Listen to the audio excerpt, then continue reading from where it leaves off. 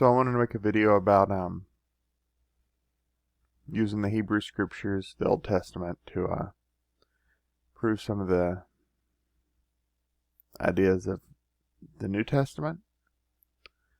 The Messianic prophecies are remarkably specific. Isaiah 53 describes a suffering servant who bears others' sins. Psalm 22 mirrors the crucifixion narrative. Daniel 9 gives a timeline pointing to the first century. You could argue Jesus is the only plausible fulfillment. The sacrifice system through the Torah requires an ultimate perfect sacrifice. Argue that the entire system points forward to something that it cannot itself complete. So I did use AI to work on this, as you can tell. The Passover narrative in Exodus 12 maps closely onto the Christian atonement theology. In historical and secular evidence, Tacitus, Josephus, well, that's arguable, Pliny the Younger, and Suetonius all mention Jesus or early Christians in ways to corroborate core biographical claims. The rapid, fearless spread of Christianity among people who were there and could have denied it is historically remarkable. Philosophical arguments. The classical arguments for God's existence, cosmological, ontological, and teleological, established theism, narrowing the field. The concept of the Logos in Greek philosophy from Heraclitus and Plato maps onto Christian theology and preceded it. Argue Christianity fulfills humanity's deepest philosophical intuitions. C.S. Lewis's true myth argument that dying and rising mythologies across cultures are humanity's innate longing for something that actually happened. That Jesus' life was a true myth, a true story about God. The moral argument argued that the Christian conception of a personal loving God best explains objective moral truth, human dignity, and the near universal conscience. I'm not making any of the arguments here. I'm just saying ways we can prove it from only using the Old Testament and philosophical arguments. No New Testament use. The resurrection as historical fact. Using only Roman and Jewish hostile sources established Jesus died, the tomb was empty, and hundreds of people claim to see him risen. Ask what best explains all three facts together. What's the simplest explanation? Occam's razor says. The strongest combined case typically weaves together the Old Testament prophecy fulfillment, secular historical corroboration, and philosophical arguments, letting each reinforce the others.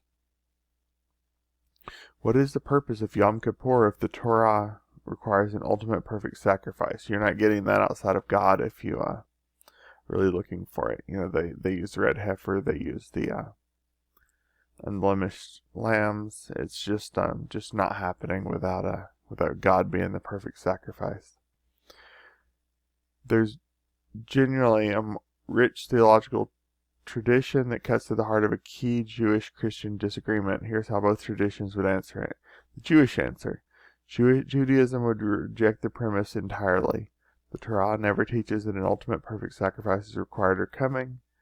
In Jewish theology, Yom Kippur demonstrates that repentance, also known as teshuvah, prayer, and fasting are themselves fully sufficient for atonement. No blood sacrifice is ultimately necessary. Now, if somebody's waffling on Christianity, this would be a good argument. Hosea 6:6 and Micah 6:6-8 explicit subordinate sacrifice to mercy, justice, and humility. That is, I desire mercy more than sacrifice and stuff like that. After the temple's destruction in 70 AD, Rabbinic Judaism developed a complete theology of atonement without sacrifice, suggesting sacrifice was always instrumental, not essential.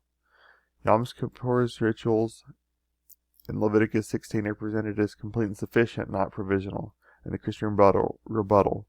Christian apologists would respond, Leviticus 16 itself requires the high priest to make atonement annually. The repetition implies incompleteness.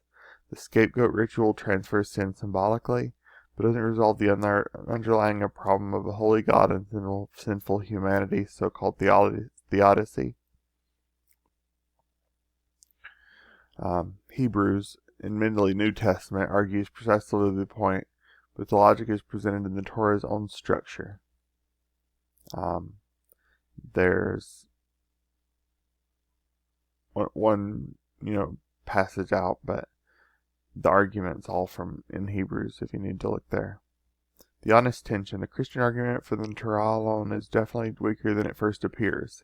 It requires a reading of Hebrew scriptures through a lens that most Jewish scholars who know the text at least as well as Christians find unpersuasive.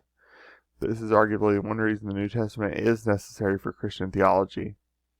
The Hebrew scriptures are more ambiguous on this point than Christian apologetics sometimes acknowledges.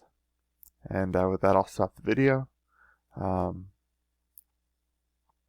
Please leave any comments that you or questions you have, and I'll be glad to look at them.